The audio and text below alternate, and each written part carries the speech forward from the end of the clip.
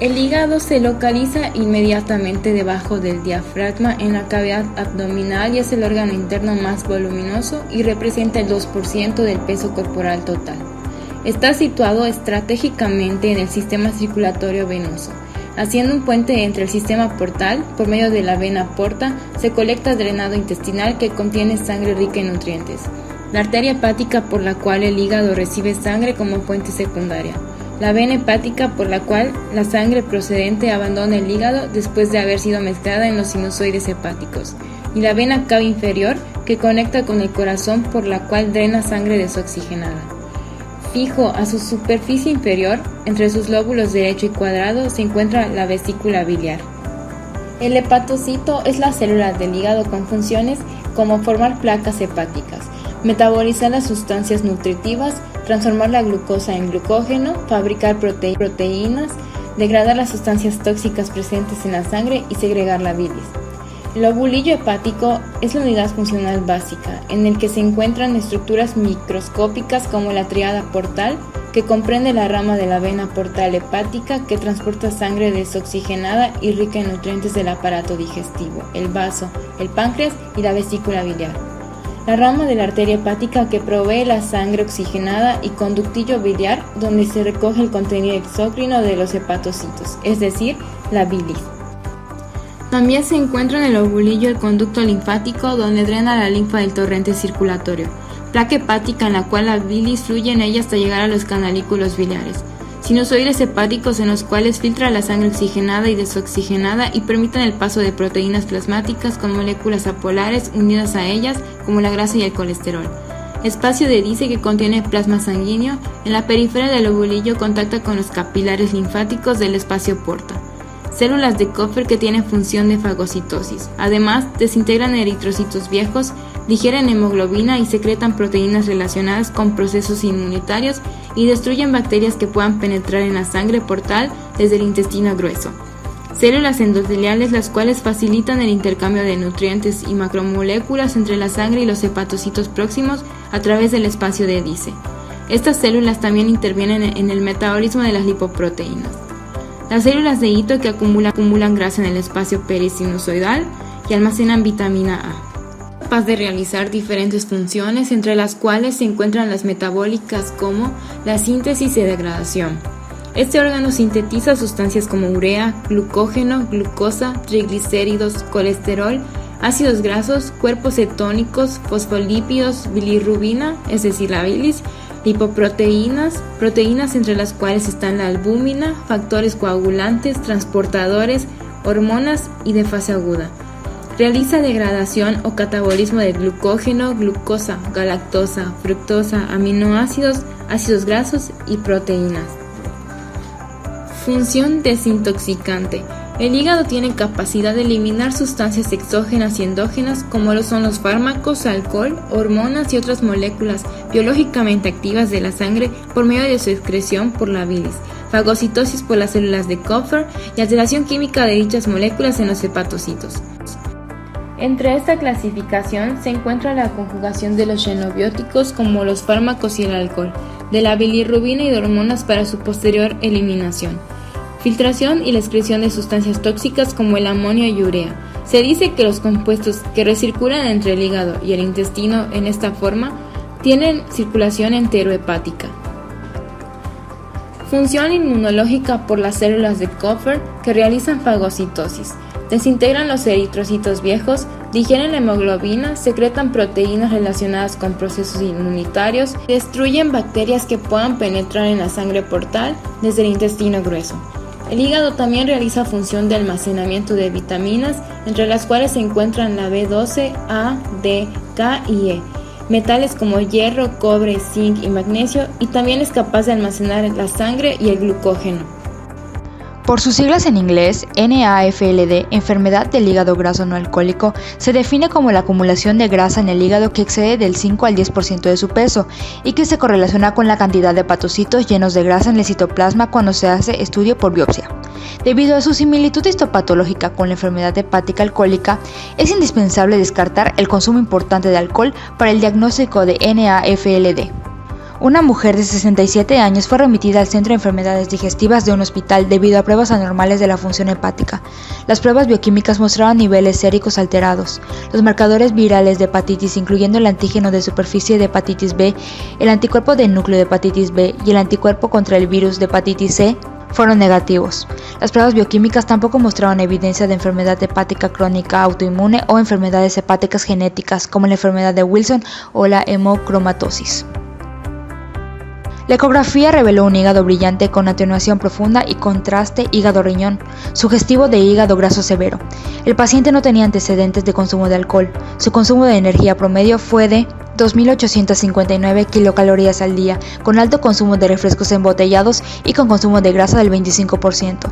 Su índice de masa corporal era de 38.5 y su estilo de vida era hipocinético. La paciente fue diagnosticada con NAFLD.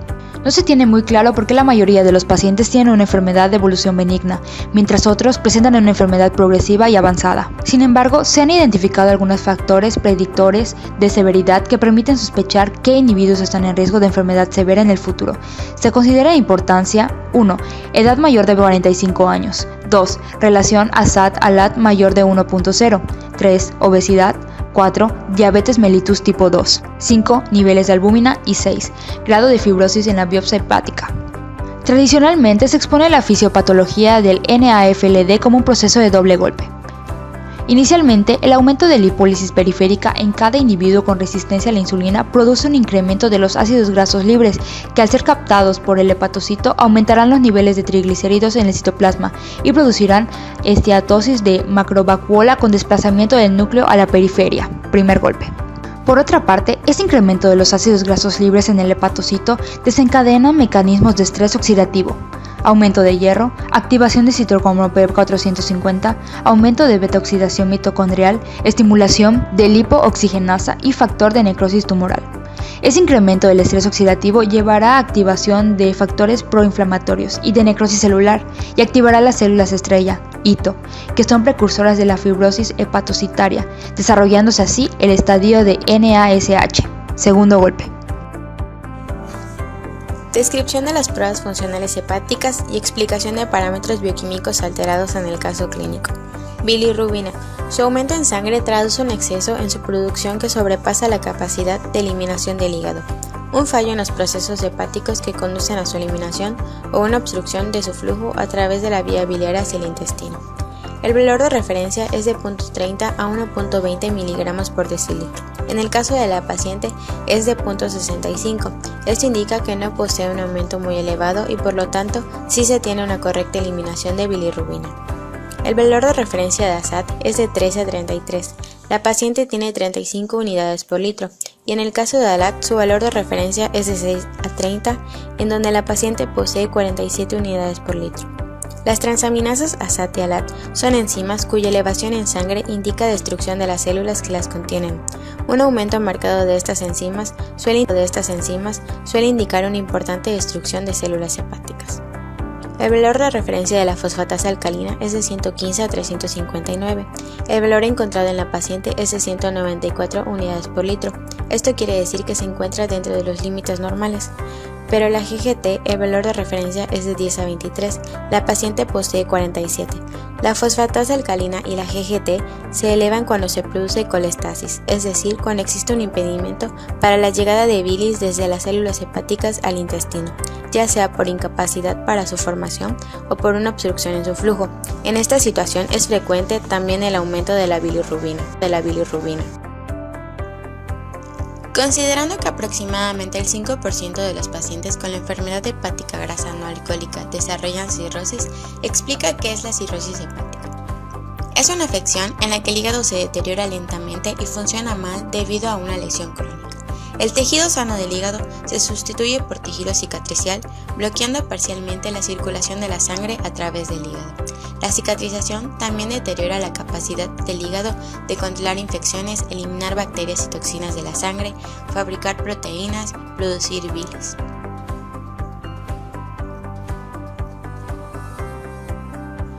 Complicaciones de la cirrosis.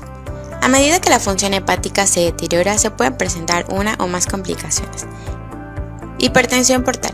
Normalmente, la sangre se transporta desde los intestinos y el vaso al hígado a través de la vena porta, pero la cirrosis enlentece la circulación normal de la sangre, lo que aumenta la presión en la vena porta.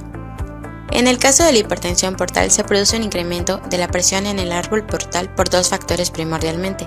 1. Resistencia en su paso por el hígado y 2. Incremento en el flujo volumen por minuto sobrepasando la capacidad normal del hígado para el manejo de un superávit de volumen. Los ejemplos más significativos serían de A. Cirrosis hepática y B.